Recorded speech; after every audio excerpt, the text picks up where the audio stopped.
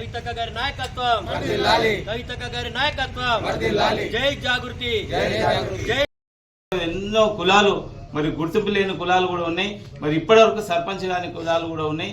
మరి వాళ్ళందరికీ రాజకీయం మరి యోగం కలగాలంటే ఖచ్చితంగా ఈ యొక్క బీసీ బిల్లు పాస్ చేసిన తర్వాతనే స్థానిక సంస్థ ఎన్నికలు పోవాలని చెప్పేసి పెద్ద ఎత్తున ఉద్యమం చేస్తున్న ఈ యొక్క యూపీఎఫ్ కానీ యూపీఎఫ్కి మరి అండగా ఉండి జాగృతి కూడా మరి మాకు అండగా ఉండి ఈ యుద్ధంలో చేస్తున్నారు. మరి ఈ ఉద్దేశాన్ని దృష్టిలో పెట్టుకుని కేంద్ర ప్రభుత్వాన్ని రాష్ట్ర ప్రభుత్వాన్ని నిలదీయడానికి మరి 72 గంటలు ఒక అగ్రవర్ణ కులానికి చెందిన ఒక నాయకురాలు మరి కవలకుంట్ల కవితక్క గారు మరి మన బీసీల కోసం 72 గంటలు నిరాహార దీక్ష చేస్తుంది. కాబట్టి మన సపండ కులాలు ఏదైతే బీసీలో ఉన్నాయో 132 కులాలు ఉన్నాయి.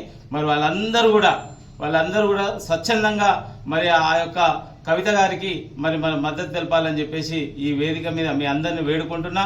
మరి బీసీలు కూడా ఐక్యంగా ఉండి పార్టీలకు అతీతంగా కులాలకు అతీతంగా మరి ఆమె 72 గంటలు ఏదైతే చారిత్రకమైన నిర్ణయం తీసుకుందో ఆమె ఖచ్చితంగా మనమంతా వెన్నంటుండి మరి ఆమెకు మద్దతు తెలపాలని 4, 5, 6, 7 తారీఖు వరకు మరి హైదరాబాద్లో ధర్నా చౌక్లో ఇంద్ర పార్క్లో మరి ఆమె ఆమరణ నిరాహార దీక్ష చేస్తున్నారు. మనం అందరూ కూడా స్వచ్ఛందంగా అందరూ మున్నూరు కాపు నుండి లాస్ట్కు అనగానకున్న మందులకు